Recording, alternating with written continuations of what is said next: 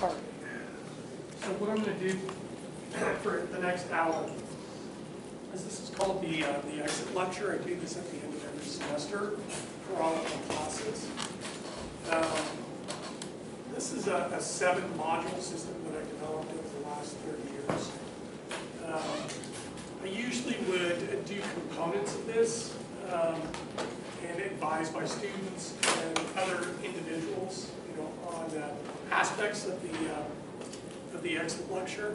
But it was about, I don't know, probably 10 years ago that a colleague of mine, she was elected the president of Commercial Real Estate Women in San Francisco, which is probably one of the most prestigious real estate organizations in the United States.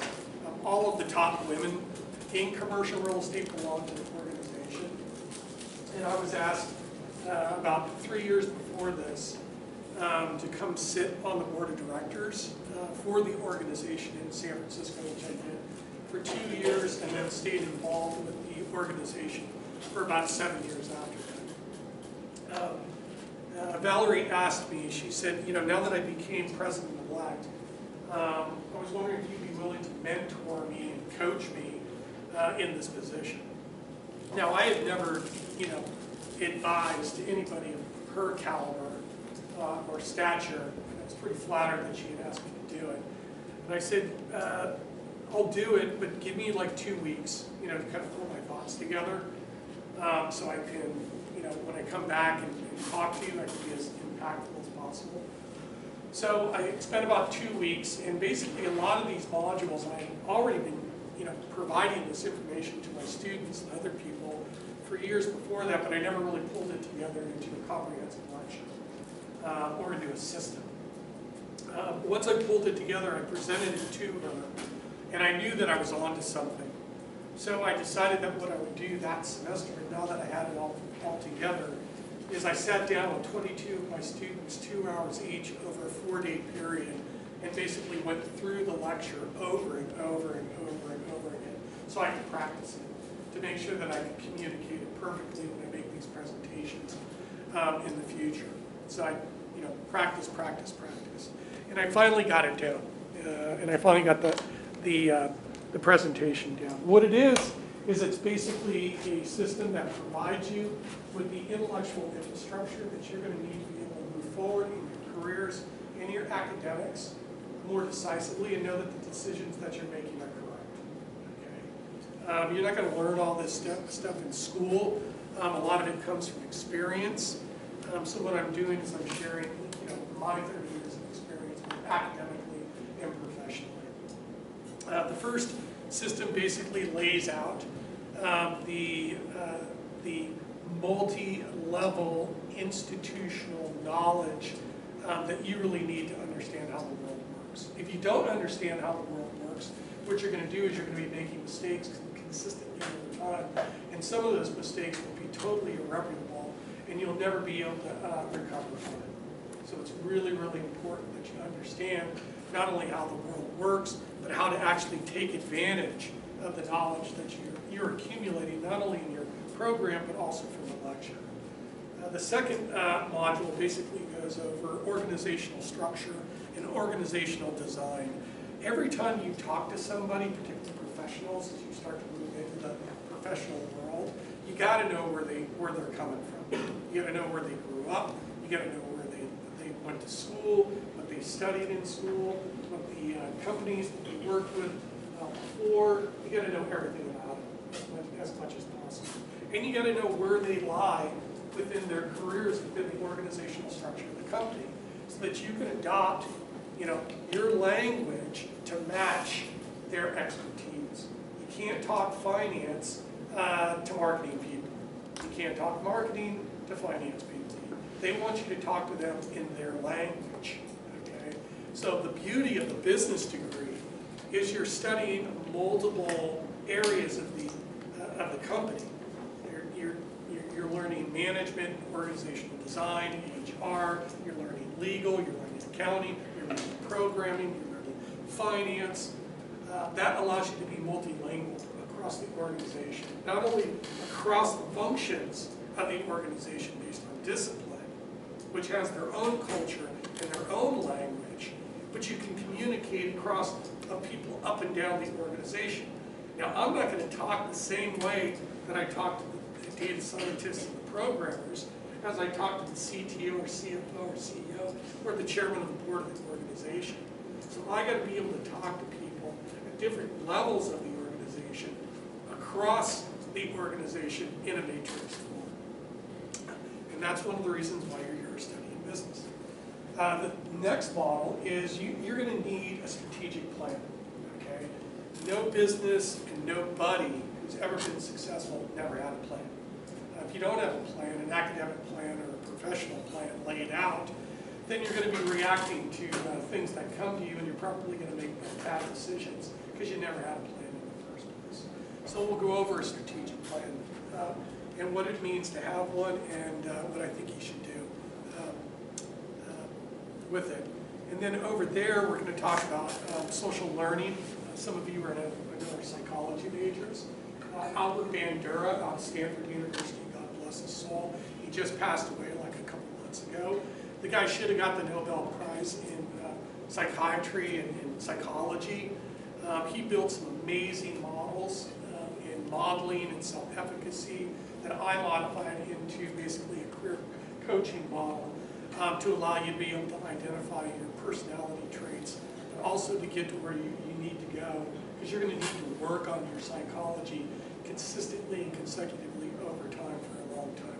And if you don't understand what I'm going to be going over there, again, you're just going to be reactive in your career and your life, and you're going to be making a bunch of mistakes, and it's not going to be fun, I'll tell you that much.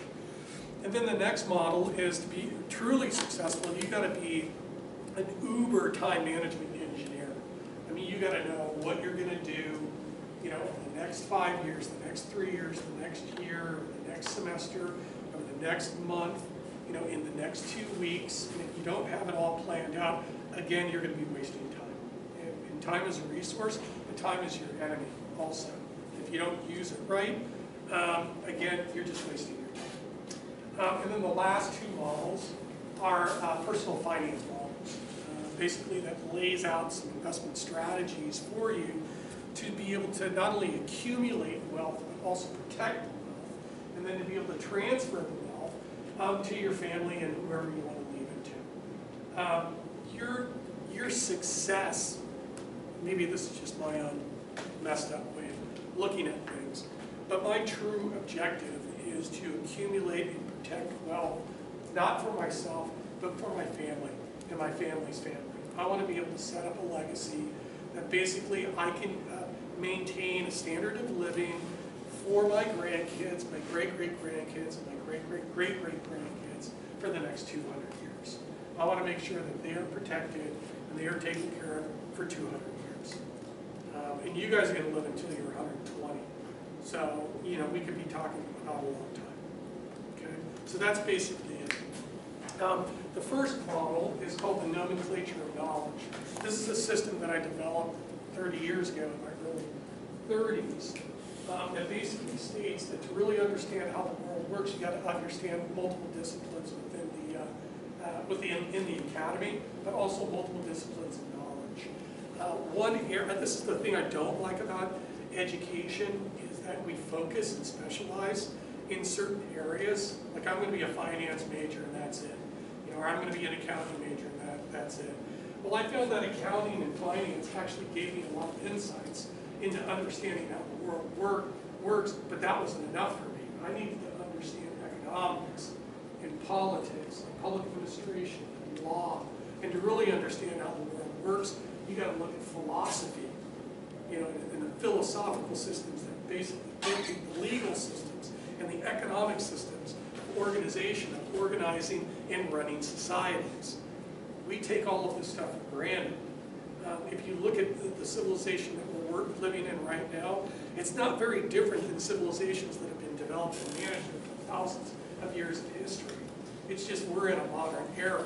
But the organizational structures of governance is still basically, and the institutional structures of power are still in place. The system doesn't look very different. It's just the technology that has caused it to manifest in a different You got to understand theology, because a lot of countries that go overseas are dictated by theological systems. You know, you go to the Middle East, and, you know, with Sharia law. You go to Asia with Taoism, Confucianism, and other types of religions really permeate the cultures and the economics of those cultures and those systems. So you really got to go back in time and really look at the underlying governing structures that are inherent to those unique cultures. And then what keeps it all together, which we take for granted totally, is basically our psychology. I mean, all of you are normal, okay, maybe you have some neuroses, but you're not pathological in any sense. You're pretty, you know, well-adjusted psychologically. You can communicate with each other. You live in a peaceful environment, so there's no, you know, pathologies that you have to deal with, really, especially here on campus. And then the sociology around that. And you guys can communicate with each other, which is amazing, in a standardized linguistic called the English language that you can speak and write, so that becomes universal on a global basis to be able to communicate with people all over the world instantaneously, now mobilized through your handheld applications, which is amazing. And we didn't have this stuff 20, 30 years ago.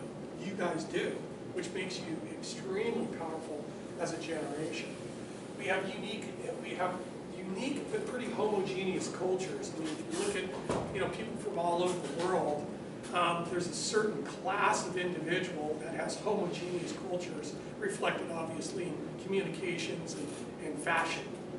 So we're really not that different if you really think about it. And now with technology and telecommunications, you have instant access to millions of people, particularly if you have Twitter or Facebook or WeChat or whatever type of social media application that you're using.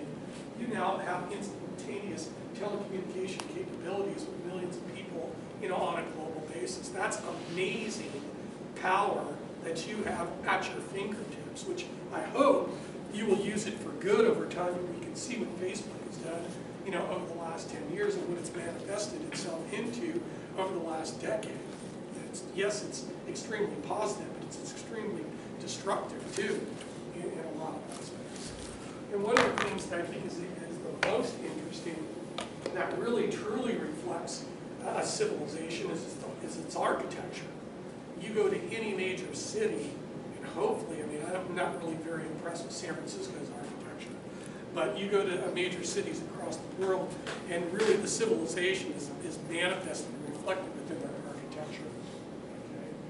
Okay? And here, you know, St. Mary's, this is an amazing place, you know, the way it's laid out, you know, the buildings, the way that they're laid out, the peace and tranquility that's here that manifests your ability to actually learn and be able to learn, you know, at this level is truly amazing. I mean, there's no education in Mosul.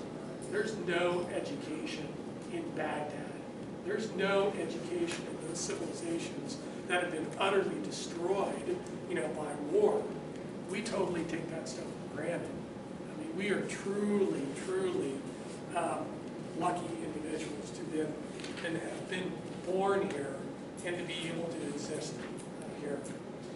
But the system, again, I developed it in 1996. There was no supercomputers, cloud computing, or, you know, mega, you know, capabilities to actually solve this problem. And the problem basically is the dependent variable is the value of the equity, your equity, the equity in your home, in your house, in your bonds, in your kids, and your friends. I mean, that's the equity that's really important. And to be able to understand what moves this equity, and what you need to understand, you got to understand that accounting is the basis of everything. And you have to understand your managerial and your financial accounting, because you have to be able to account for everything and measure things. Then you roll up those financial statements into the finance to be able to access the capital markets to raise the capital from the debt and the equity market, or the financial institutions, or seed capital from other individuals to be able to finance your capability to be able to grow your business. So you got to be able to access the capital markets.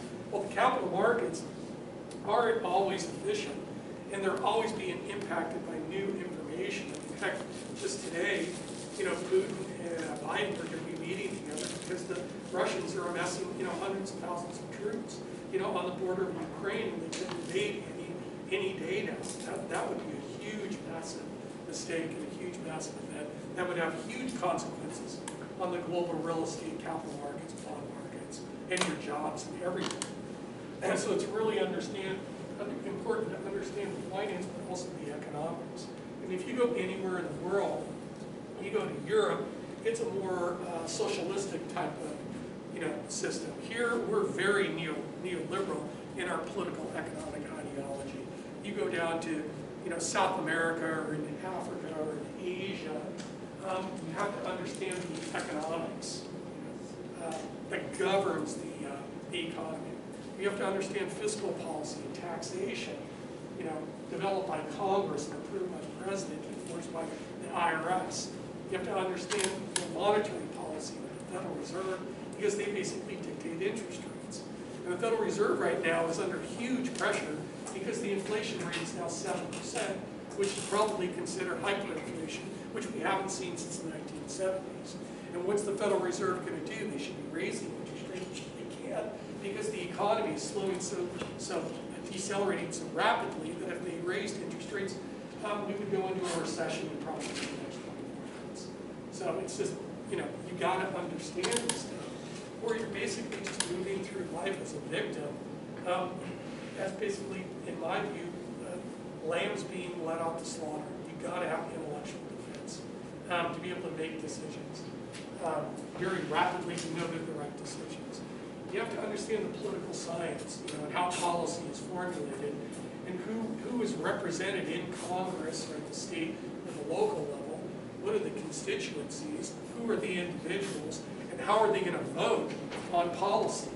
Because if you're an individual of some socioeconomic class, and somebody raises, taxation, particularly on your class, that's going to hurt you. Well, you should probably, as they were formulating the policies, started to talk to some people about how to mitigate the tax damage or how to avoid it altogether legally. So by being proactive and watching what's happening, at the political scientific level, eventually those policies are going to be administered through the bureaucracy, and there's going to be intended and unintended economic consequences. And if you just let it happen to you, and you've seen it coming, then that's being very naive. And if you're representing clients, which I do as a fiduciary, I would be liable for negligence and probably be sued. So we're constantly watching what's going on to be able to figure out what the impacts are going to be. And if you look at the legal system, our system is based off common law, which was basically brought over from England. Basically using the legal system, using precedents in legal cases, along with legal philosophy to be able to make moral and ethical decisions at the legal level, and then to be able to prosecute people if they had to, or bring grievances through the legal system to be able to resolve those issues. Ours is based on a rule of law. Other countries don't have rules of law.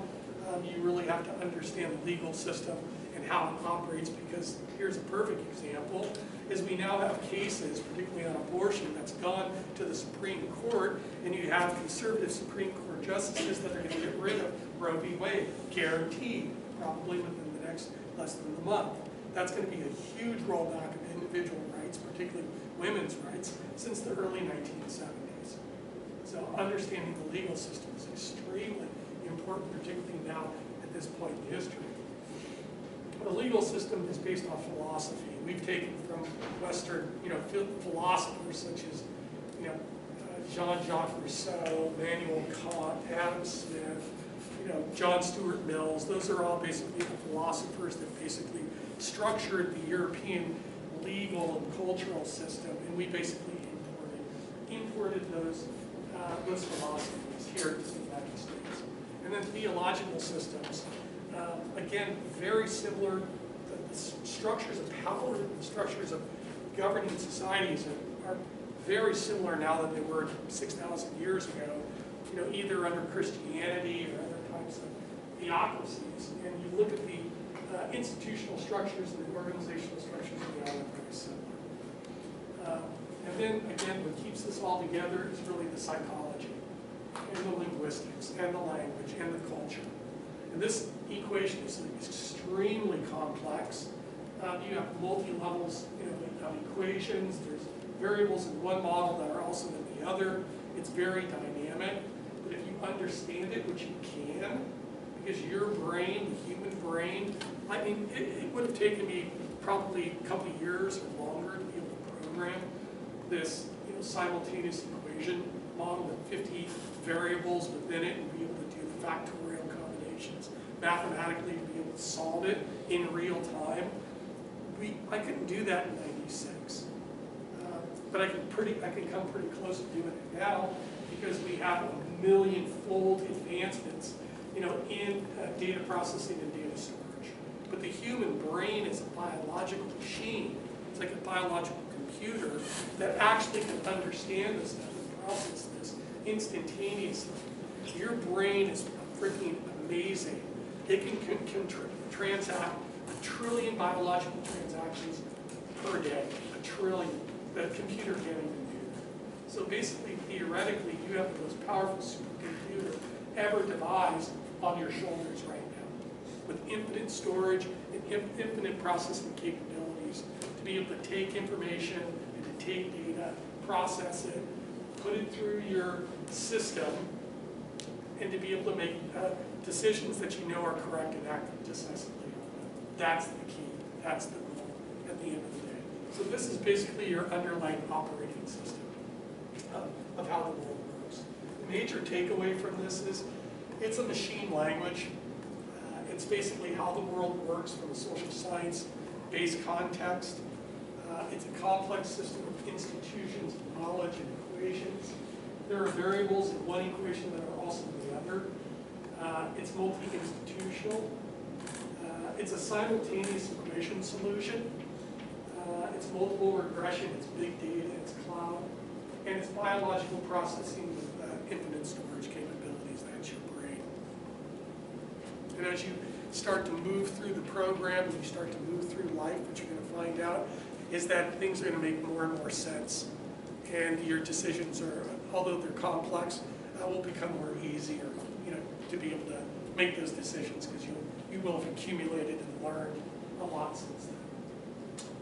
The next model is the organizational design and diagnostics. Again, like I was saying before, it's really important that you understand who the people are that you're talking to. Where are they in the organization? Are they down here in the virtual organic realm? Do they work in cross-disciplinary teams on projects? Or are they more functional in their roles? Are they a manager? Are they an executive vice president? Or a vice president or a managing director? Do they report up to the COO or the CEO or the CFO or the chairman of the board? Again, I'm going to be talking to these people in a more mechanistic policy way than I'm down here. When I'm talking to the data scientists and the programmers, I'm talking to them in their language down here. I'm not talking the same degree of technicalities to these people like I'm going to be talking to the chairman of the board. So I got to be able to modify my language and my logic to the individuals that I'm talking to. Okay? Not only up and down the organization, but across different functions of the organization. What's important for you to understand is where are you? Everybody, I don't know about everybody. A lot of people say, well, I want to be up here. Well, how do you get there? You got to know where you are. You got to know where you are within the organization. You got to know what your value is that you're bringing to the position within the division, within the organization, and to be able to articulate that on a daily basis. Because if you're not communicating the value that you bring and you can't communicate it, you're not going to be compensated for the true work of yourself within the organization. And what will probably happen is you'll find yourself in some kind of dead-end position within the organization because you're running into glass ceilings or other types of barriers for you to be able to move up and take on more responsibility and accountability to be able to then achieve the stature that you want or be able to obtain the compensation that you see yourself receiving. So it's really, really important that you understand how to navigate.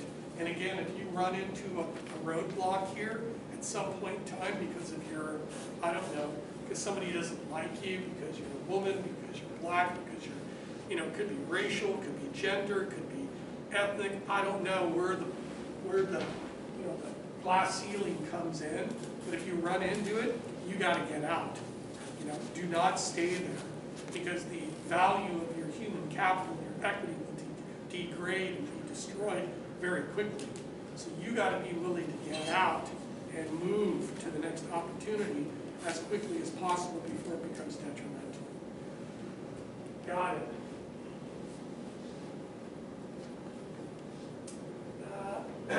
So this model, basically, you learn how to scan the organizational structure. You understand who these people are, at what level or function.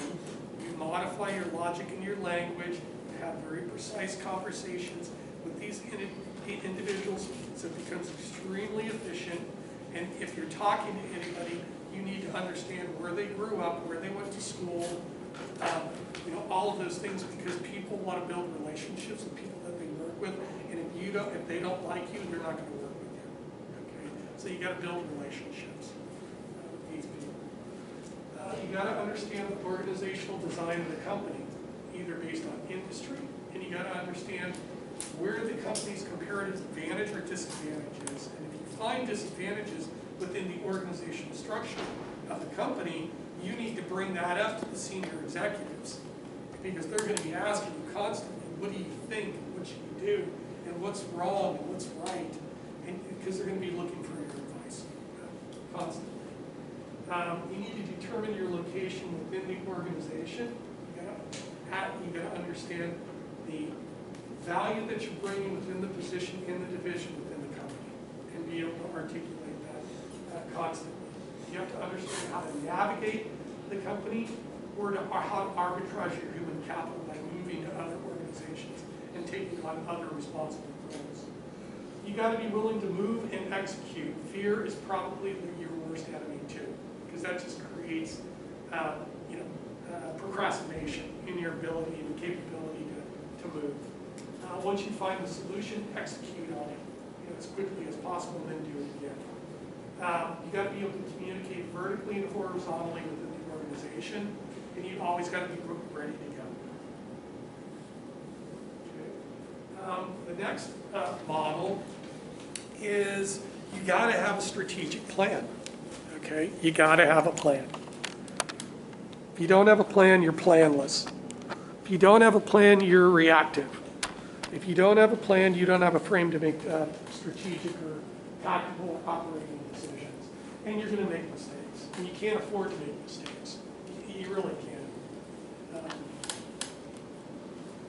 So this is how I set it up. I designed this one like 20 years ago. What I realized is that when you're moving into your career, or moving through your career, or getting the education that you need for your career, you really got to understand what are your basic values, what's important to you, what are you willing to sacrifice, and what are you not willing to sacrifice. That will determine a lot. I hear a lot of times, well, I'm not willing to make the sacrifices. Well, I totally understand, but don't, you have to understand the costs associated with that in both situations. You might have school, that's a big priority for you now. You might have a job, maybe you're into music, maybe you're doing sports, maybe you're focused on your friends and your family. That all takes time, right? Time and commitment. Time and commitment that you can be using on something else.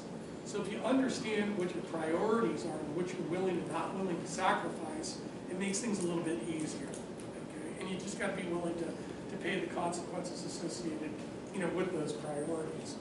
In time, since everything takes time, you really have to look at time either as a resource or as your enemy. Professor Souza, I don't have enough time. That's not true. There's plenty of time. You're just not organized, is what it is. Or you're not willing to make the sacrifice to be able to get the time that you need to be able to perform at the level that I think all of you want to perform at. The question is you know, what are you willing or not willing to sacrifice?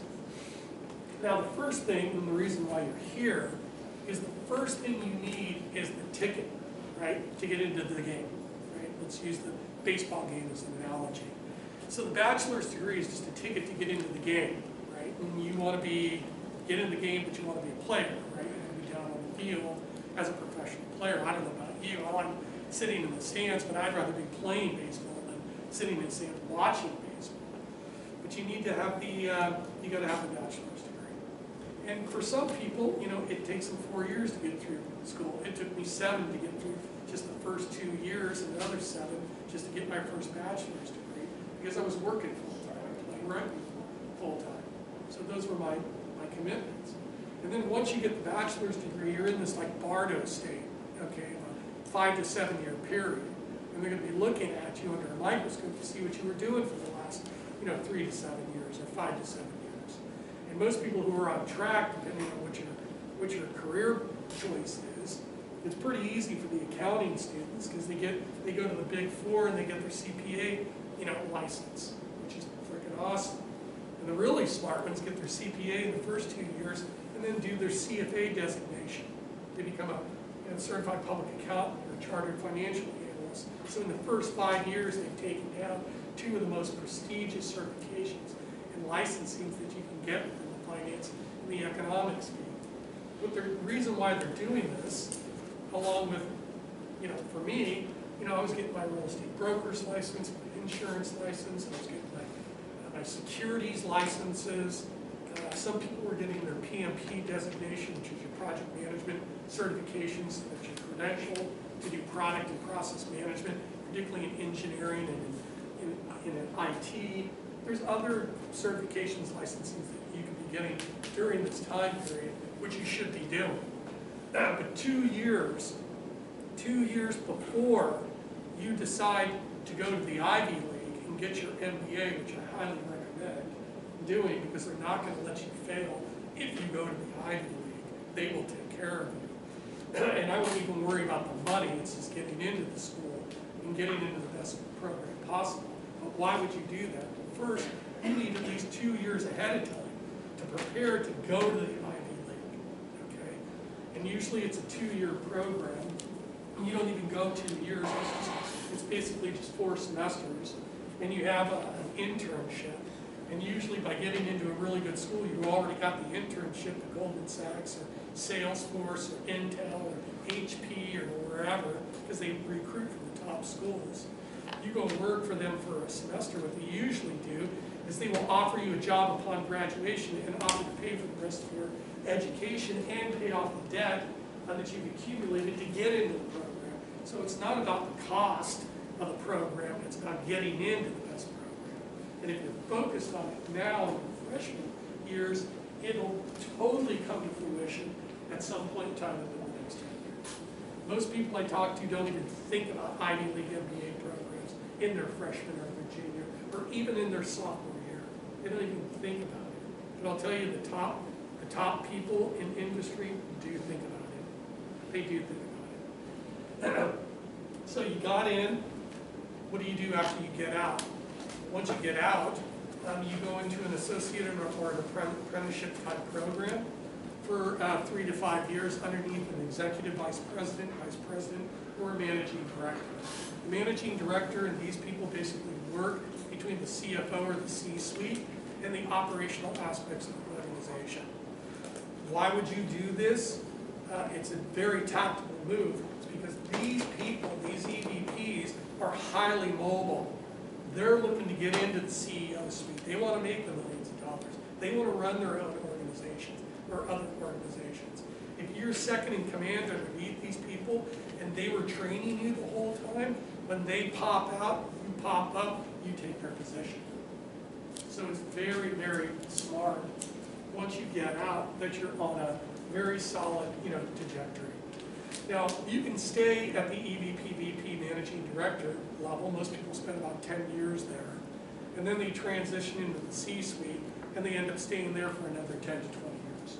So if you do the mathematics, if this is something that you're interested in, you got 4 to 7 years here where you are now, You got basically 3 to 7 years here in your post, graduate period here. 2 years before you go to Georgetown or NYU or Columbia or whatever, or Stanford or Berkeley or USC or UCLA or wherever you want to go. You get in, you do 2 years, boom, you already got the job to pay you off, you're in a career, boom, you're moving up. Here's another 3 to 5, here's 10, here's 10 to 20 years. Basically 30 to 40 years gone like that, okay? And you're on track. Now here's the saddest part of this whole story. All the way up to here, if you understand this, it's interesting. You're going to be an extremely rich individual. Money doesn't even need to be the objective. It's just if you're on the career track, the money's going to follow you. So it's really, at the end of the day, not really about the money. It's about who you are and who you want to be, and how you see yourself in the next, 10, 20, 30 years. But here's the sad part of the whole story, is that currently your parents and your family have spent thousands and potentially hundreds of thousands of dollars and effort to get you here, okay, where you are right now, okay, with the expectation that through the educational experience that you will move on into a career position and be successful to be able to take care of yourself and your family at some point in time. However, I bet there is an implied contract in your relationship with your sponsors that they will expect you to a certain degree to take care of them in the next 30 to 40 years as they become aged and increpit and have to go into maybe a convalescent home at some point in time. So they're actually betting that you're going to become successful and that you will help them out like they helped you currently to get through school. Now here's the sad part about the whole thing, is most students of mine don't even understand or have a comprehension of that fact. And they don't understand that if they make $100,000 a year, right, that's about $1 million every 10 years. So basically, if you work for the next 40 years to replace that income, if something was to happen to you, is $4 million. So basically, right now, at the most minimum level, the floor, you are worth $4 million sitting in that seat right now, okay? You're worth $4 million. What happens if something happens to you? What happens if you get cancer? Hit by a car, shot? Right? Your parents and your family are out $4 million. Money that they were expecting, but really you were to help them age to age. So they get nothing. Okay? There's a solution to this. It's called life insurance. And everybody I talk to, who's under the age of 20, doesn't believe in life insurance because I don't need it, because I'm healthy, I don't have kids, I don't have a mortgage, I don't believe that I need it, therefore I don't. And why would I could take the money, $600 a year, over 30 years and invest it in the stock market and make millions of dollars off of it because I'm so freaking smart. I don't think that's true. So how do you control a million or multi-million-dollar asset with $650 a year for the next 30 years, not even adjusted for inflation? It's through life insurance. All the rich people understand this. All of the smart people totally understand this. And anybody who ever tells me that they don't believe in life insurance is crazy. Literally crazy. And I've had life insurance since I was 19 years old. I had at least $1 million of it. I can afford $650 a year. That's basically, less than my beer budget. And I just, maybe I don't drink beer every night, and I basically fund a $1 million life insurance policy for 30 years with my brothers and sisters and my parents as beneficiaries to it. So if anything ever happens to me, they will be better off than without me. So you guys really need to think about this. Because you're emancipated, you're adults now, do the adult thing, get some life insurance. So if something happens to you, your family's taken care of. And again, in regards to the paying for the education, don't worry about it. Because once you get out and you're working, 3 to 7 years, you put some money away through savings. You can apply for scholarships and grants. Maybe you don't do the master's degree in poli-sci at Berkeley. Maybe apply for the PhD program. Do 2 years in the PhD program, bail out, and walk away with a free master's degree in public policy from Berkeley or someplace like that. It's one way of doing it. Or there might be, minority and gender-based scholarships and grants that you can tap into too. Your parents, if they have the resources, that's a pretty good source of money. I actually got almost all of my master's and doctorate degree paid for by my employer. Hey, when do you start? What do you want? How much do you want? In the negotiation process, I would always say I want a master's degree. I want full educational reimbursement. If you want me, I want the educational reimbursement. And they said, okay. You can also set up your own corporation. Maybe you sell off eBay or some other type of monetization of your skill set or your intellect. You can basically have your corporation pay for your education pre-tax through the corporation if you're smart. So you're not paying for it after tax. And then you can, any gaps or anything like that, you can use bank financing to be able to do it. So between this financing stack, you should be able to pull together the money that you need to go through the best program possible. Because again, the payoffs are huge. Yeah, okay, it costs $150,000 to do an MBA from an Ivy League, big deal.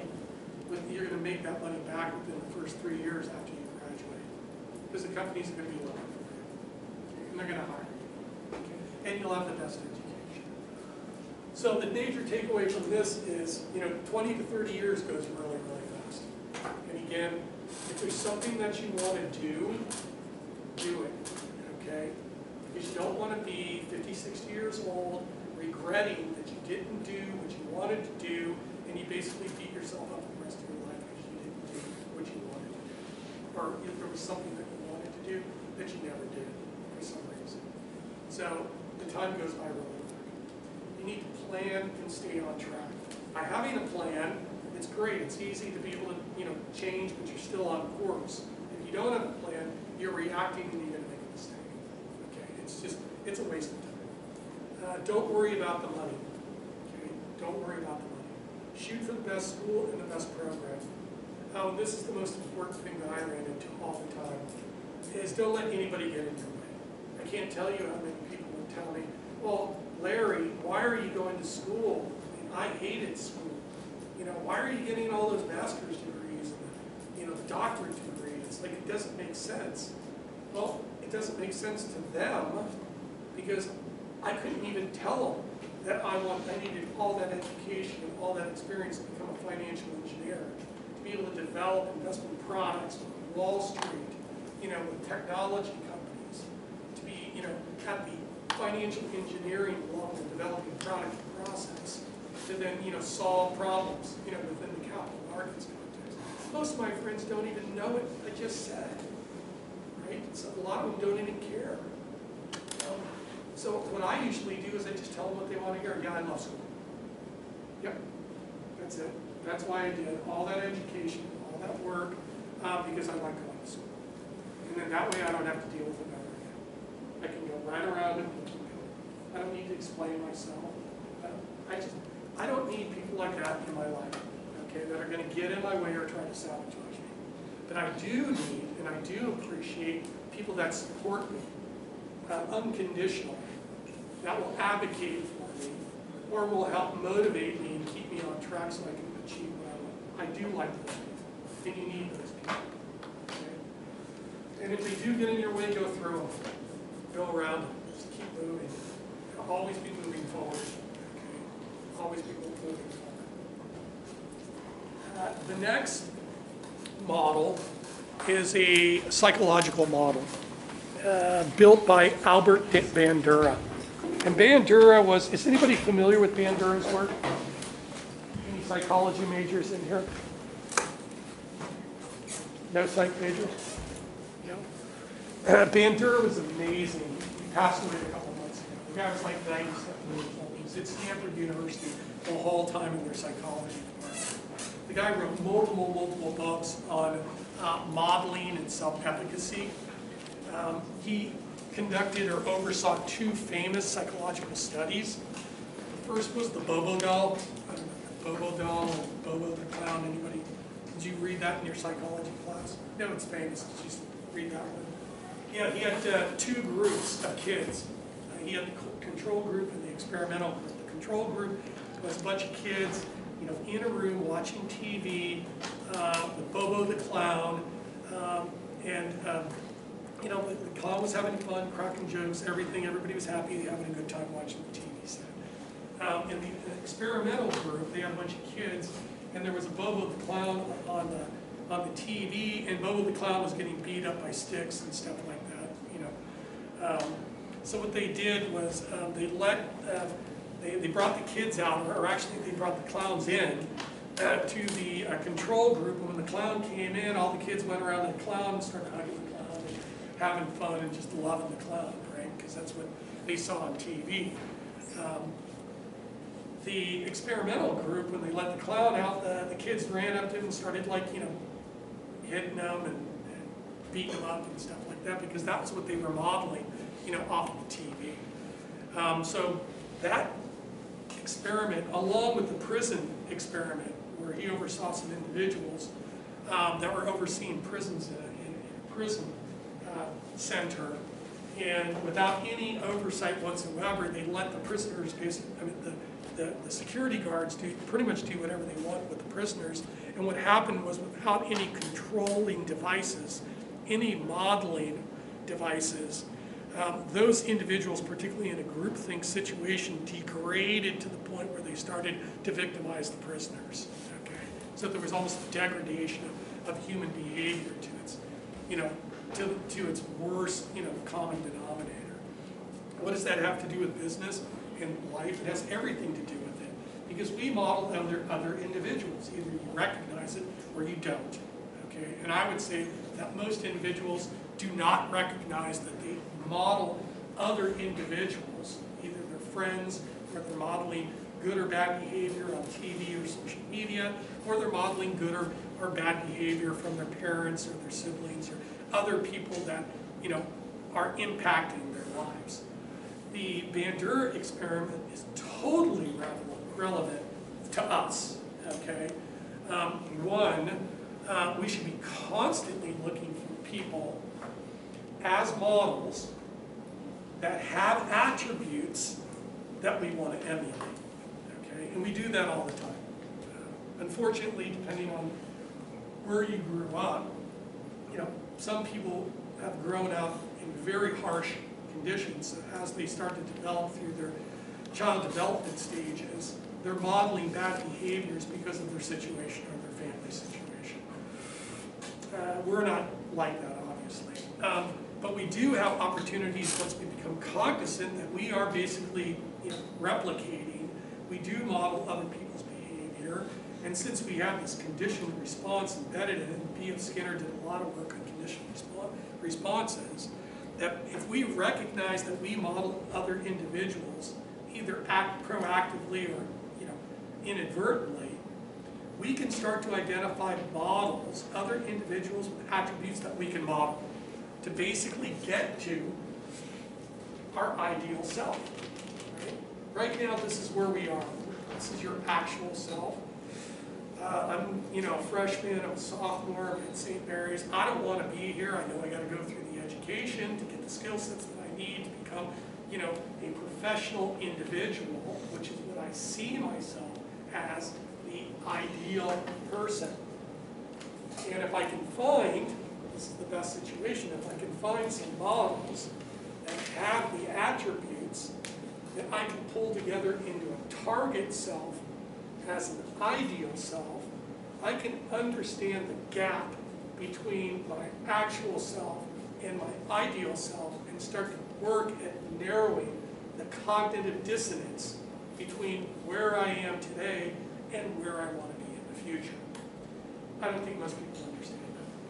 The question is what is the solution? How do you narrow the cognitive dissonance gap? You do it through the process of self-efficacy, okay? Through the process of self-efficacy. What is the process of self-efficacy? I've identified some attributes that I want to emulate, and what I will do is I will start to emulate them and act it out and go through the process of acting out those attributes. Now, I am going to fail in that because I'm not that individual with that attribute, but I want to be like that individual in those types of behaviors. So I'm going to fail. Now, there's two situations. Either you look at the failures that you're occurring, that's happening to you, as some type of genetic predisposition, where I can't be good at math because I'm not good at math.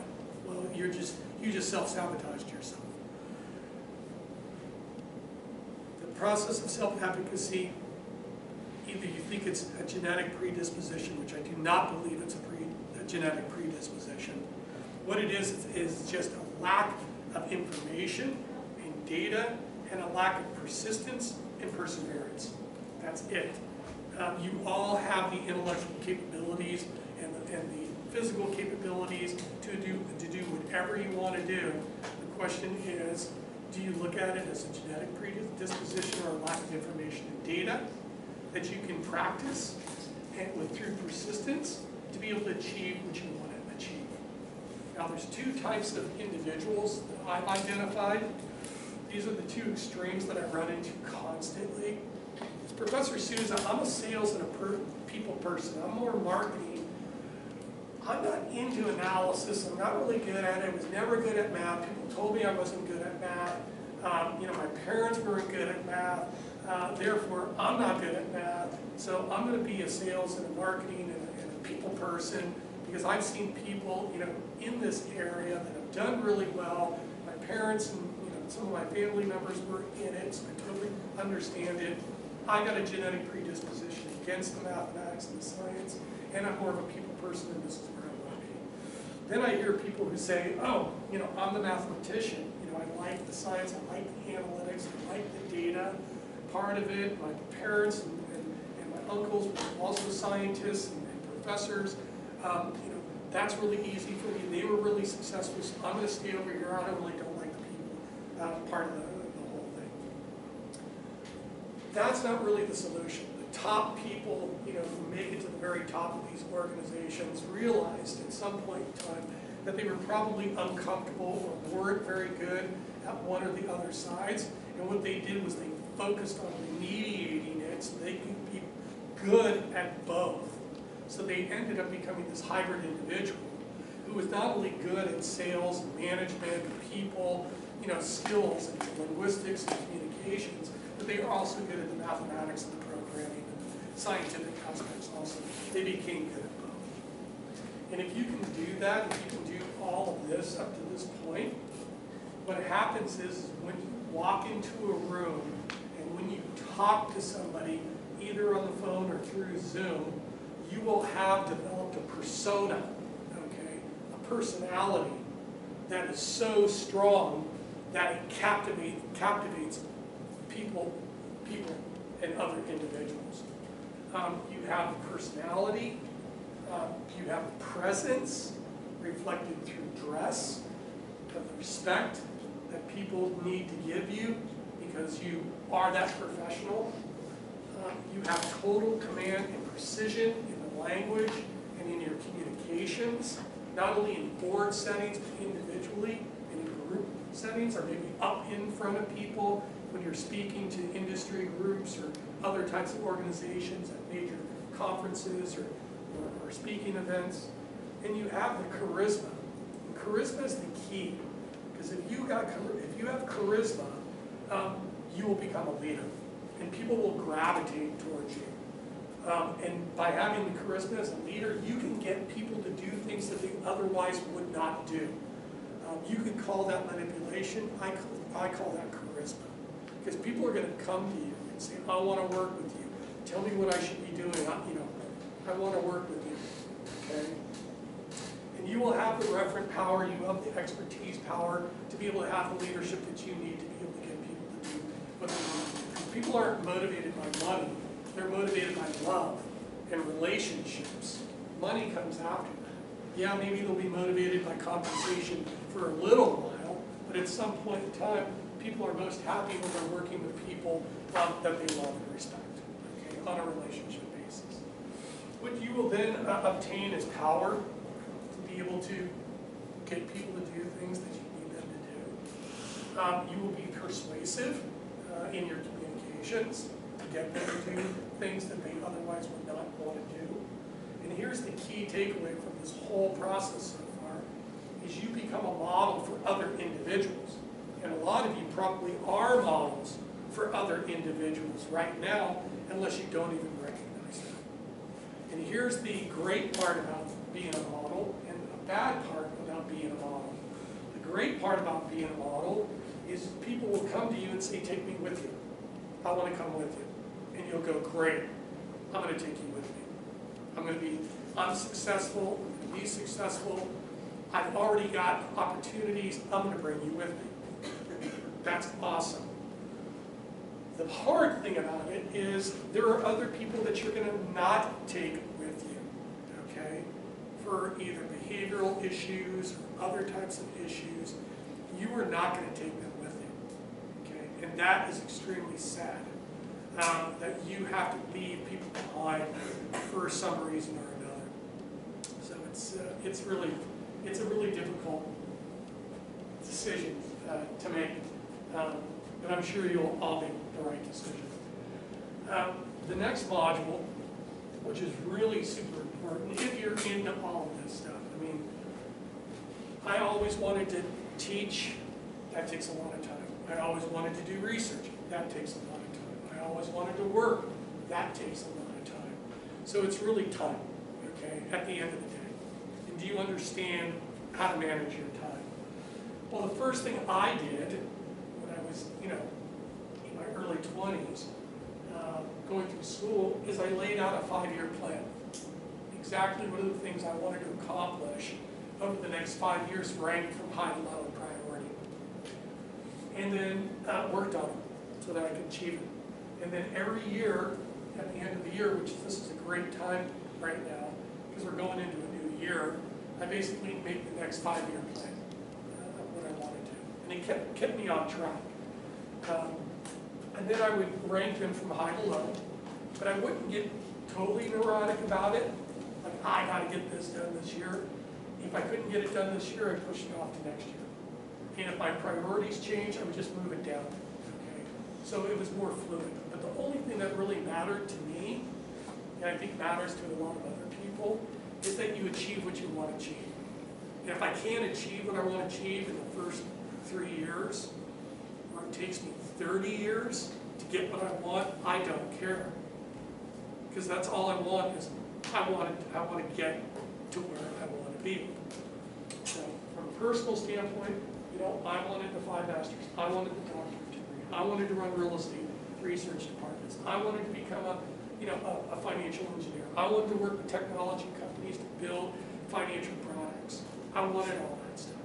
I was able to do it, okay, because I stayed focused on it. Then what you do is you take 3 years and you create your tactical plan.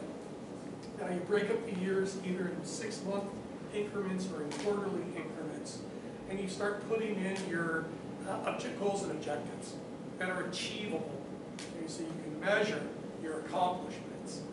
So you got the 3-year plan.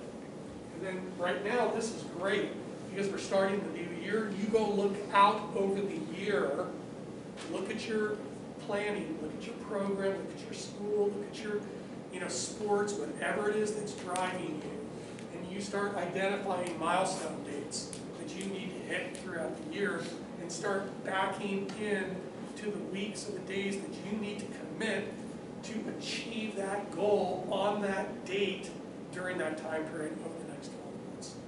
Okay. Then, this is my favorite, is the weekly planning. Okay. I mean, I have my 2 weeks totally booked out constantly. Okay. I know exactly what I'm doing 2 weeks out. That's a little more nebulous, 3 and 4 weeks out, but I know exactly where I'm going to be and what I'm doing, and if I don't, I'm just plugging stuff into my calendar so that I know exactly what I'm doing every minute of the day for the next 2 weeks. Okay? And I know where my free time is, and I know what my times that I've been blocked out. Okay? So I have basically my time resources here. Professor Souza, I don't have enough time. That's not true. You have plenty of time. You're just unorganized. Between 5 and 8 o'clock in the morning, it usually takes you an hour to get to where you need to go. Okay? So that's basically 2 hours that you can spend doing whatever you need to do. If you're working, you go from 9 to 12 in the morning. Okay? Then you have an hour off for lunch. There's free time right there. Then you go from 1 to 5. Then you got to go somewhere. It takes you probably an hour to get there. So you have from 6 to 11 every night to basically figure out what you need to do. So you do, and then you got the weekends, right? So you do have plenty of time. Okay, you're just not organized. That's it. So time management and being an Uber logistics time management engineer is extremely critical, especially if you want to do multiple things. And I like to consult. I like to go to school. I like to teach. I like to work. I like to do sport. I like to do a lot of things. So I got to really understand, what am I going to be doing? And you got to communicate that with people around you too. They can't read your mind yet. Apple has not come out with a mind reading machine yet to be able to read your mind. And you got to communicate that with people because people need to know what you're doing. And you can't just spring it on them all the time. I do that all the time with my wife. It drives her freaking crazy. So if you do all of this, you're going to be an extremely successful individual, okay? And if you do it right, and if you go and have these conversations with your family and your friends over the holidays, and start having the hard conversations with them. Because you guys are old enough now, you're emancipated, you got to start thinking about wealth management. Okay, well, Professor Souza, I don't have any money. Well, what about your grandparents and your parents? I'm sure they've accumulated some assets, over the last, 50, 60 years. First thing I always ask is, if my grandparents are alive, do you have any plans for me in your estate? Am I in your will? Am I in the living trust? Am I part of the beneficiaries of your life insurance policies? Am I going to be, an heir? Am I going to be a custodian? What is my role? Okay, or is it my parents? My parents that are going to be the, the stewards, of your estate. And then that's the next question that I have is for my parents. It's like, is there a legacy for me? Are you going to be leaving me anything or not? Okay, that's huge, right? Because then you got to know how hard you're going to need to work. But you need to understand, and what I found out is the rich kids were totally involved in the legacy and the estate planning from the very beginning. They were totally educated on life insurance. They knew all that stuff. And now that they're emancipated over the age of 18, the parents and the grandparents are starting to think about legacy planning and how they're going to leave the assets to, the family because they're getting old and they don't want to have all of that stuff laying around. Because if the parents and the grandparents don't have the planning around it, what happens is it blows up into a legal morass, of lawyers and accountants and attorneys, and then the family starts arguing over the money, and the family gets totally blown up, and your relationships with your family are over because of the money. Because your parents and your grandparents didn't do anything about it. Didn't have the wills, didn't have the living trusts. You or somebody in your family, and I would probably have these conversations because your sister's going to steal the stuff from you, definitely. Or your mom could steal the wealth from you. Somebody's going to try to get at it because it's money. And at the end of the day, family's nice, but a lot of people, from what I've seen, money's more important. So you have to have the conversations. Do you have the life insurance? 1. Who are the beneficiaries on the life insurance? 2. How are you going to leave the house? is mom on the deed? I'm sure you won't. Are you going to put me on the deed? So if you guys, get killed in a car accident, that the deed's going to transfer effectively right to me. Who's on the brokerage accounts? Is Brother Bob on the brokerage accounts, which means if something happens to you, the money's going to go straight to him, or he'll have control over it, and he can basically withdraw the money out of the account as soon as possible and steal the money. That stuff happens all the time. So you got to know about the real estate, you got to know about the bank accounts, you got to know about the security accounts, you got to know about the life insurance, you got to know about the real estate. If there's a business involved, you got to understand the business aspects. Are you going to be moving into the business? Are you going to be taking over the business? Are you going to be running it with your sisters and your cousins? You have a lot of questions that you need to ask now, okay? And if you don't ask them and something happens, you're screwed, okay? You're going to get totally hosed, guaranteed. All right. So there is a fable called Aesop's Fable. Anybody familiar with Aesop's Fable? Tortoise and the hare? Yeah, who won? Tortoise. Got it. I get people who come up to me all the time. Dr. Souza, I want to make a lot of money. I want to invest money. I want to make a lot of money. It's like, great. Okay. Somebody came up to me. They said I could make 20% rate of return on this real estate investment, 25 grand. They said I would get to 100 grand in 3 years. I'm thinking about doing it. Who is the person? Where are they coming from? How are they going to generate the returns? What's the risk involved? It doesn't sound right to me. And then they go ahead and do it, and then they call me in 5 years and they say, Professor Souza, you were right, we got totally screwed. No big deal. So you got to kind of know what you're doing. I believe the tortoise is the way to go. Set aside, if you can, $1,000 a month and invest it for the next 30, 40 years, preferably in the stock market. For you guys, you can tolerate the risk at this point. Yes, it'll be volatile. The stock market is an awesome wealth accumulation machine. And by the time you're 50 years old, you'll have $4 million in equities. Okay, 30, 40 years, $1,000 a month. The stock market makes some good investments. You get an 8% annual rate of return. You'll be sitting on $4 million. If you invest well, you're probably going to be sitting on another $4 million, so that's 8. And if you're lucky and your parents and your grandparents leave you some dough, that could be $12 million, potentially, if you do it right, okay? Then you won't have to worry about yourself, you won't have to worry about your family, take care of your family, take care of your kids, and your kids' kids, okay, for the next 200 years. So the first thing you're going to do is you're going to invest aggressively in your qualified account. What's a qualified account? It's a 401k. What's a 401k? It's a retirement plan that's going to be provided to you by your employer. Either they're going to match you the money or they're not going to match you the money. If they match you the money, that's awesome. That's free money. So you accumulate it a lot quicker. You don't pay any taxes on the money, but it's tax deferred. So eventually you're going to have to pay the taxes at some point. So this is called the qualified side. And you're going to invest aggressively. Okay? And you usually have about 25% of your wealth, in that bucket. However, at some point in time, you're going to make too much money and you're going to phase out on the qualified side. Because the government's going to say you make too much money, you don't need it anymore. However, this is really cool, is at 59 and a half, you can pull money out of the qualified side and just pay income taxes. That's awesome.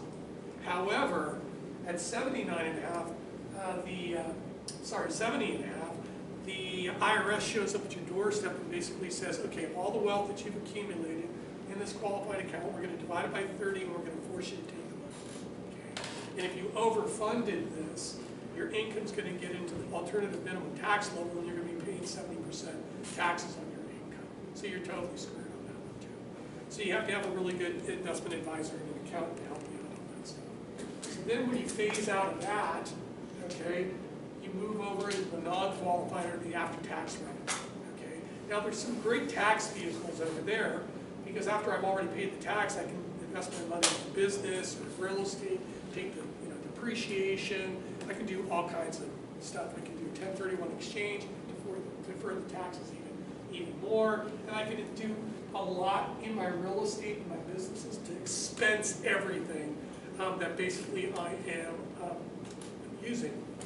My phone, my car, a portion of my house, my office. I mean, it's totally cool. Do you think the smart people know this stuff? Yeah, totally. Yeah, the rich people and the smart people. Who do you think wrote the laws? They did. They wrote them for themselves. How come Professor Souza, nobody's ever talked to me about this? I don't know. They should. So then what will happen is your real estate and your business and your stocks will appreciate significantly. I mean, heck, if you were in the stock market or the real estate market in the last 10 years, or you were a billionaire, and you doubled your money. You saw 200% appreciation, on everything. Amazing.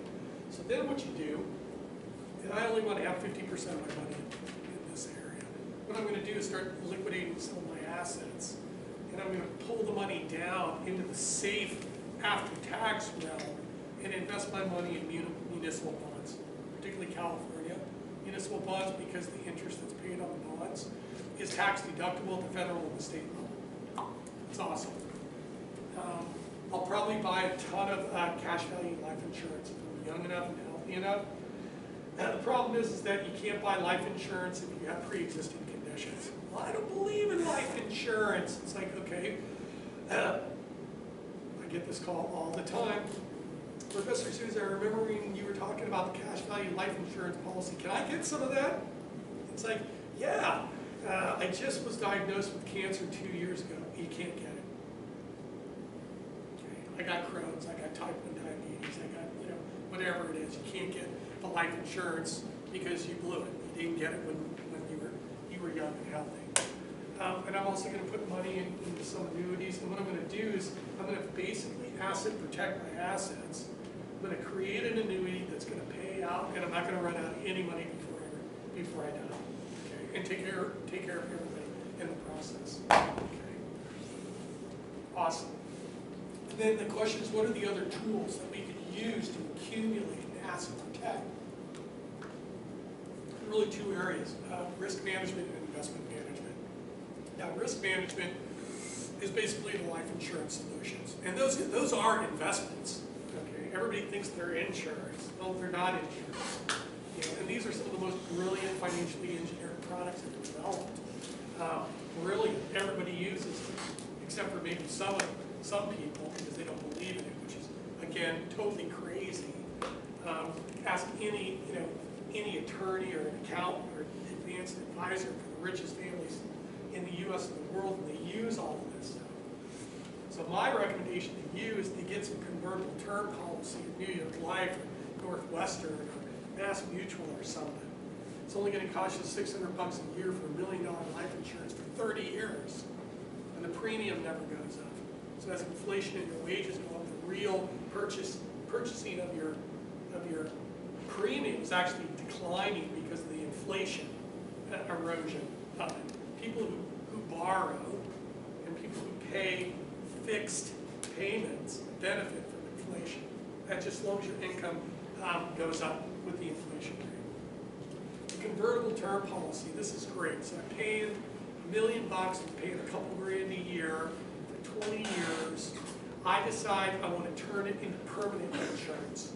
I can start accumulating some cash value in my policy. So I take it from $2 grand a year to 20 grand a year. Okay, so now I'm plowing 20 grand a year into this permanent life insurance policy. And it's permanent because it's guaranteed to pay out. So if something happens to me, it pays out.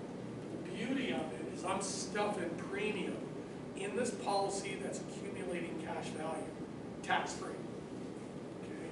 Okay? And if I want to buy a house, or a car, or send Ginny or Johnny, to college, and I need the money at a very low rate, backed by my insurance policy, I can borrow from my life insurance policy, pull out the money at a very low rate, and use that as a low-cost option to going to a bank. And I end up paying myself back. So it's pretty awesome. And when if I ever die, the death benefit will go to my heirs, just as long as I'm underneath the estate tax ceiling, will go to my heirs tax-free. So I can borrow tax-free, I can wealth tax-free. It's pretty amazing of a vehicle. And anybody who's anybody has massive life insurance, both term insurance and permanent insurance, because it's guaranteed to pay out. And then some people want to track the market, the variable universal life. I want to put premium, I want to accumulate cash value, but I want my assets, the death benefit to go up with the stock market. Okay, so it's tied to the stock market. And then long-term care. I don't know about you, but my brother-in-law just had a stroke. He's probably going to run out of money in the next 5 years. He doesn't have long-term care insurance, and if he did, the insurance policy would pay out and take care of his congregate care. So long-term care is really important. And it's even more awesomeness if you have long-term care running through your, excuse me, I'm boring you, then you don't need to be here for us. So the long-term care insurance, if you're paying for it through a C corporation, the premiums could be paid for at a pre-tax level through the corporation by the corporation. So that's why you want to set up, the corporation and you and your partners' long-term care insurance be paid by the corporation. Okay, it's pretty awesome. As you move up into these corporate positions, they're going to slap life insurance policy on you, and they're also going to get disability insurance on you too. Okay, because if something ever happens to you, and you're bringing in $5 million a year for the company, and something happens to you, they're going to have a life insurance policy on you that will pay out the $5 million. That will at least give them a year to find another replacement for you, but it'll backstop the destruction from losing key personnel. Okay. If you're going to be owning real estate, you're going to have property casualty insurance. If you underinsure, you're going to have that money come out of pocket to replace the building that got damaged by the earthquake or the fire. So you're going to need that. And then you're going to need business umbrella insurance too. When you own your own business, at a certain level, people are going to come after you and try to take your money. Okay. And what you do is you get really good business umbrella insurance, so that when somebody comes after you and tries to take you out, you call up the badass women, in New York and Chicago. They fly out the women attorneys to basically do the red eye, come in, negotiate the deal, settle, and get back on the plane by 12 o'clock and they're out of there. Okay? So you got the badasses coming in and freaking taking care of it. Okay? The next is the investment side. Now, you're going to have your 401k, and if you go to any of these businesses that you go work for, do not leave your 401k at those businesses, okay? Because sometimes they'll try to steal it. So what you do is you roll it over into a self-directed IRA, you find a good advisor that you trust that will help you manage your money, okay? And there's going to be, it could be invested in stocks, bonds, and now they even have it set up where you can take your retirement money and invest in commercial real estate investment properties through your IRA, which is kind of cool. Now you got to keep everything separate, okay? But if you do it right, it's a pretty cool way to invest. Then what a lot of people do is they will roll over some of that money into a variable annuity, which asset protects. That has a guaranteed investment protection rider on it, okay, a GIPR. And I used to love the GIPRs at New York Life when I sold their product, because it basically states that I'll put the money into this variable annuity that will be tied to the stock market. I will pay the insurance company 1% fee, and what they will do is they will guarantee that I never lose any money in the account. Okay? And it will last for 7 years. So what I do is I put the money in, the asset starts to all the money starts to accumulate, starts to appreciate, my floor is down here. I reset the floor to the new value, I get charged a point, but all of a sudden the stock market goes into a crash and I lose 50% of my retirement, but the insurance company will write the check for the 50% that you lost and make you whole so that you never lose any of the original principal. Okay? I thought that was pretty cool. They invented that product because a lot of my clients after the 2009-10 financial crisis lost about 50 to 40% of their investments in a lot of their accounts and said, I don't want to do that again because I got to work until I'm 70 now to make up for all the money that I lost in my investments. So I need guarantees. Okay? And New York Life is brilliant. They invented the guaranteed products 6 months after the financial crisis, and basically to this day controls over 40% of the guaranteed annuity market. Brilliant financial engineers. And then there's the guaranteed future income annuity. I love this one too. I have $3 million, in my retirement account. I'm 50. I'm going to give $1 million to the life insurance company, and when I turn 70, they're going to pay me $100,000 a year for the rest of my life. Okay. So I never run out of money. So I give them money they can use for 20 years in exchange for guaranteed $100 grand a year for the rest of my life. And if I do it right, I bring my wife in, or partner, as a joint on the policy. So when I pass away, she ends up getting the payout for the rest of her life too. So there's a right of survivorship in the product, which I totally love. And then there are people who are in their 80s, 90s, and they're 100. They don't want to take any risk. That's all they need is an annuity until they reach the pearly gates. So they're looking at fixed income, ultra safe annuities. So that's your qualified side. Then there's the non-qualified side. Okay. So you maxed out all this, and now you get thrown into the tax realm. You got to pay the taxes. Where am I going to put the money? Well, I'm going to put it in a stock brokerage account. As the stocks go up, when I want to sell them, I'll sell them. I subtract what I bought them for, and I pay capital gains. But they're highly liquid. Okay. But my money's at least working for me. And I can also invest in real estate and other businesses too.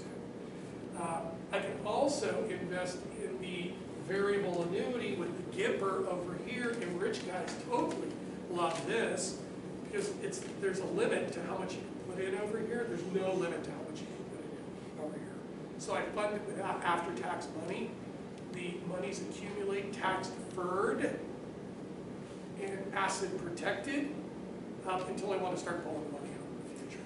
People love that. The rich guys love that one. And then they love the guaranteed future income annuity too, because the IRS says if I fund this with after-tax money, they will allocate to me a return of basis of about 30% of the payout that's tax-free. So I don't have to pay the taxes again on a portion of the basis. So people love to stuff in there, and then you get your fixed annuities. How am I doing on time? 8 minutes. Huh? 8 minutes. Really? Oh, I can do it. Okay. I gotta hurry. Okay, so you're going to accumulate all these assets. You're going to be in partnership on the real estate and the business side. This is going to be outside of your estate, outside of your trust. But the businesses and the real estate that you own outright, you're going to put it in irrevocable trust. Why would I put it in irrevocable trust? Because when you pass away, the assets will go to your heirs on a stepped-up basis, and they don't pay any taxes. So taxes are the problem, and debt. Okay, over here, debt's the issue. What's the solution? You set up an irrevocable life insurance trust. There's that life insurance again. You set up the trust and you make the trust the beneficiary of the life insurance policy. You take some of the money that's taken off from the assets to pay the premium if you're insurable and young enough. So you figure out what your tax and your debt liability is going to be in the future. You basically match that with the death benefit. And then when you pass away, the death benefit goes in here, pays out, takes out the debt here, takes out the debt here, takes out the taxes, and you guys get all of the assets, debt, and tax-free. Is that awesome? Yeah, and if they don't do it this way, this is where you guys might get screwed, is These assets here that are sitting in partnerships that are highly illiquid, upon death, there might be taxes or debt that comes due. Do you guys have the money? Unless they left you some money to extinguish the debt and the taxes, you guys are liable for the taxes and the debt. So your parents didn't leave you any assets, they left you liabilities. That's what's always good to have these conversations with them, too. Lastly, I don't know about you guys, but I love taxes. I love income taxes. 40 to 70% of my income goes to taxes. Love it. I love state and federal taxes. I love being in California because I can pay an extra 10% of taxes, plus Obamacare, that's another 10. Capital gains tax of 20, I love that. Every time I sell stock, reinvest, I pay taxes on it. Recapture taxes from my depreciation on my real estate, I love it. Transfer taxes at the local level, I love to pay that. And I love retail sales taxes, that's the other one I love the most. I love to go in to San Francisco and pay an extra 10% tax to the city and county of San Francisco for this stuff. So you guys gotta be super smart on this stuff. The last part is asset protection. Professor Souza, I don't have any assets, therefore I do not need a will. No, that's not true. You know who your advisor is. What you need is a will with a medical directive in it. That basically states that if something happens to you and you basically become a vegetable within a hospital, that somebody can come in and pull the plug before they're draining all of the wealth, you know, from your family and your family because they're trying to keep you on life support. It cost my dad about $1 million to keep him alive for 9 months some time ago. So it was a total disaster because he didn't have any. Then you need the living trust in place to tell you where your assets are going to go so it circumvents probate. Because if your assets go through probate, you're going to be paying attorney fees and court fees and all that stuff because you're going to be fighting over the assets to get it from the state because you didn't put the trust in place. And then these two I love the most. These are my favorites right here. The Dynasty and the Generation Skipping Trust. Let me do a little scenario. This is the way it's going to work. Ring. It's going to be, you know, Saturday morning. You're sitting around with Ginny and Johnny having pancakes, French toast, and waffles. And it's like, ring. Hello? Oh, Mom, how are you? Great to hear from you. Yes, I love you too. Ginny, Johnny say hi, and they love you too. What? What? You did what? Yes, honey, we set up a Dynasty and a Generation Skipping Trust. You guys are so successful, you don't need our money. So what we're going to do is we're going to give all of our assets to Ginny and Johnny, and we're going to skip over you. It's not done. Huh? Not done considering the terms of that. Not really. There's like tax associated with it, other types of estate planning advantages for setting that up. And then the last is the Charitable Remainder Trust. That one's really good too. Donate the money, put the money into a charitable, you know, entity, into a charitable trust. You can pull out all the money pretty much tax-free based on the value of the assets. And then when you pass away, the actual asset goes to the charity. So it's a pretty cool scheme, all you know. And then there are intentionally defective trusts that are set up also, particularly for international families that come over here to invest, to be able to, you know, kind of asset protect, but also do, you know, tax efficient, you know, investing, so that they're not paying all their money in taxes. So that's kind of it. I know we only got a couple more minutes, but I wanted to say it was really fun, you know, being here over the months with you guys. I hope you learned, you know, something from the class. I will always be available to you if you want me to be available to you. I'll be your friend if you want me to be your friend. I'll write you letters of recommendation and references on the phone to your jobs. I'll look at your resume. I'll find you jobs if you want jobs. I kind of look at myself as, you know, kind of like an old dog. You know, you can kick me and throw me out on the porch in the rain and the sleet and the cold. And the next morning when you open the door, I'm sitting there shivering, but I'll always be there for you. Okay, that's it. Thanks, you guys. That was fun. Huh? Yeah, you can just put them on the desk right there. Thank you, doctor. All right, good job, you guys. And then it would be nice to see you guys on Thursday if you want to come by.